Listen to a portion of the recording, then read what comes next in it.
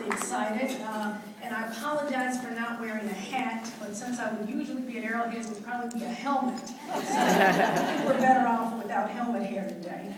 This is a much friendlier environment, and I'm sure it's a much better use of my time. So glad to be here. Thank you for the opportunity to spend just about 10 minutes. I know they say keynote, but don't worry, I'm not a long speaker. About 10 minutes talking about my career and the critical factors and turning points that made it possible. First thing you should know about me is that I did grow up here in Kansas City in the 1960s. I was born in 1960. And it was the Civil Rights Movement. I heard a lot from my parents about segregated schools and about the lack of opportunities due to Jim Crow laws. We were talking at lunch. My mother is here, and she was explaining that she is one of 14 children who grew up on a farm in Tennessee. And despite the fact that her parents were not educated, they decided they were going to send all 14 children to college, and they did.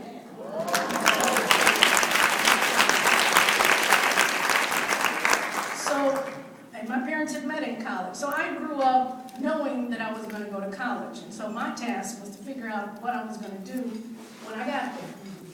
The biggest factor in shaping my view of the world was the assassination of Martin Luther King in 1968. I was 8 years old. But I knew from that moment on that I wanted to be a civil rights lawyer, and I wanted to fight for equal opportunity. So I spent the next 10 years trying to figure out what that meant. What does a lawyer do? How do I get on that track to become a lawyer? I knew I needed skills in reading, writing, communication, understanding of history, so I focused on those things and probably shortchanged myself in math and science, but my sister made up for that, so she got all that taken care of. I joined the debate team in high school, got involved in the political science club, and wrote for my school newspaper as well as the Kansas City Star. I became knowledgeable about current events, about my community and my country, in order to be able to advocate for the issues that were important to me. And by the time I graduated from high school, I had won the state championship in debate, went on to the national tournament, and I became part of the first team of girls, me and my partner, to win a state championship in history and debate. And I had a foundation that would allow me to take my dream to the next level. So I decided I would attend MU's journalism school as a pre-law major. And I had a vision already at that time of going to Harvard Law School one day. And I made the mistake of telling a couple of my professors that. And a few of them actually doubted that ambition, almost to the point of heckling me at times. And that had the effect of making me more determined and more focused. And I knew I would need a unique background in order to get into a place like Harvard, so I decided I would study Japanese, learn to speak Japanese, and I would study abroad in Japan. This is the late 1970s, and not many people were doing that at that time. Although Japan was kind of like China is today. It was the place where people thought the future would be going. So I made sure I understood Japanese and could read and write it. And when it was all said and done, and I graduated from MU, I was admitted to Harvard Law School, and actually every other law school that I applied to, based on that background. But before going to law school, I decided I wanted to get some experience in government and politics. And I knew that my beliefs fell more in line with the Democrats, but the only job offers that I got were from Republicans. So I went to Jefferson City and worked for Governor Bond for a summer. And that job led to an internship on Capitol Hill with a congressman. And this was in 1981. And the job there went very well until there was about to be a vote on making Martin Luther King's birthday a national holiday. And this congressman's constituents were in southern Missouri. They were overwhelmingly opposed to the national holiday. And the congressman tested my mettle by asking me to write response letters sympathizing with those views. I refused to do it, and I assumed I would be fired. Well, the congressman was not happy, but his chief of staff was impressed that I was willing to stand by my beliefs. And he actually promoted me to a permanent staff member, and he became my lifelong mentor. He went on to become a Missouri Supreme Court judge and is now a federal Court of Appeals judge.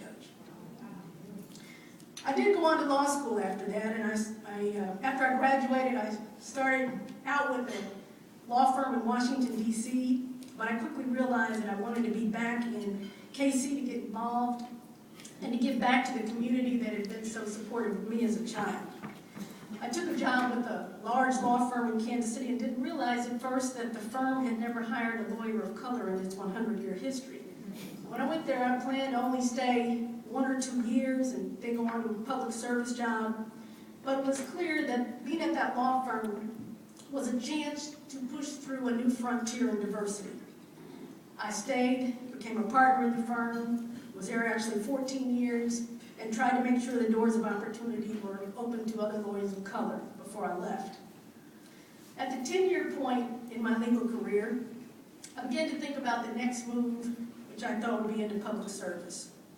I thought I wanted to do politics, but I had spent 7 years as an elected member of the Jackson County Legislature, and that convinced me otherwise. Some of you I see know about the Jackson County Legislature. I'll explain that. I had never given any thought to being a judge, but one day I was in a trial with a judge who left a strong impression on me because he was very fair-minded and he took his duty seriously to provide equal justice under the law. And I knew instantly that that's what I wanted to do.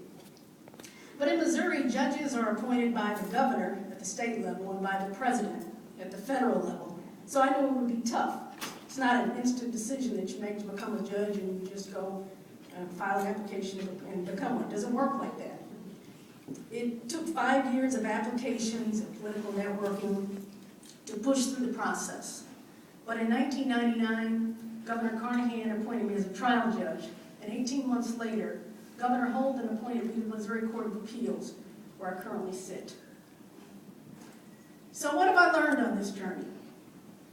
What can I share with you today? I think I would put it like this. Success comes from sowing seeds from which you can later reap a bountiful harvest.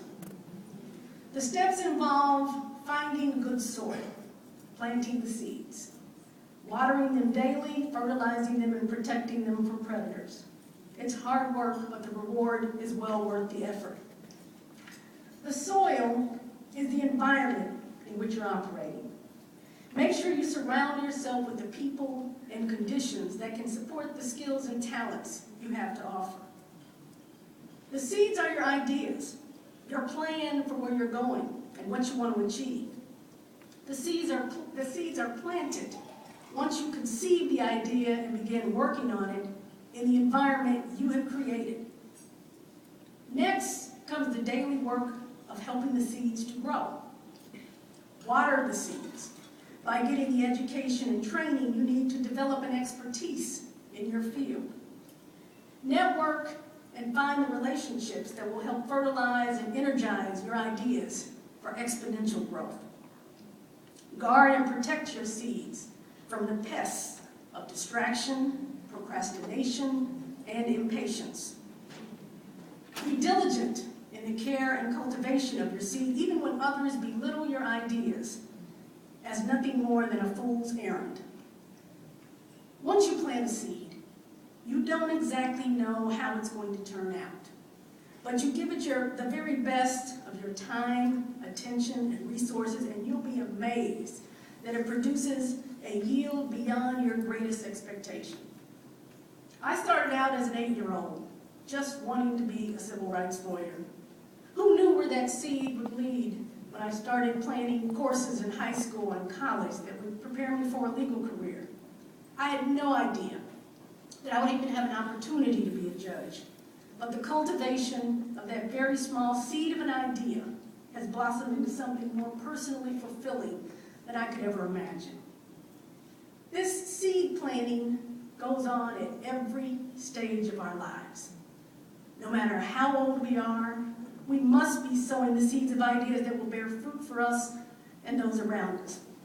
Right now, I'm at least 6 years away from being eligible for retirement, but I'm already in search of the soil and type of seeds that I will plant for the next stage of my career. As we get older, we not only plant seeds for ourselves, but for others. Let me conclude with a story I recently heard from a friend who was a middle school teacher. Several years ago, the teacher asked a very bright 13-year-old student what he wanted to be when he grew up. He said, "I don't know." And the teacher said, "Well, you're very good in math and conceptual thinking, so you will make a great engineer." And from that moment, the student began to think of himself as a budding engineer. He took lots of math and science classes to prepare himself to major in engineering in college. He excelled, and he got a full scholarship to the college of his choice. And at the beginning of his sophomore year, the teacher decided to drop by for a surprise visit because the student had not been keeping in touch. When they finally got together, the student told the teacher, "I'm afraid I have some bad news. I know you won't be happy with me, but I've changed my major. I'm no longer majoring in engineering. I've switched to psychology." So the teacher paused, but then smiled and said, "That's great. What do you want to do with your psychology degree?" The student said he wanted to be a doctor. He'd been afraid to tell the teacher because he didn't want to disappoint her long-held belief that he would be an engineer. And the teacher told him, "I didn't set those aspirations for me. I was merely trying to fill a void by giving you something to strive for based on your skill set. I couldn't be more happy now that you have your own dreams and plans to keep moving you forward." It's the mere words and encouragement that we give young people. Those words are like wheels on training wheels on a bike, helping them to move forward until they can steady themselves to ride into the future. Sometimes we have to create visions of success for others when they have a limited view of their own capabilities and opportunities. We must plant seeds of greatness in the fertile ground of youth, as well as in the rich pastures of our own adult experiences. And I wish you all the best in sowing your own seeds for success. Thank you.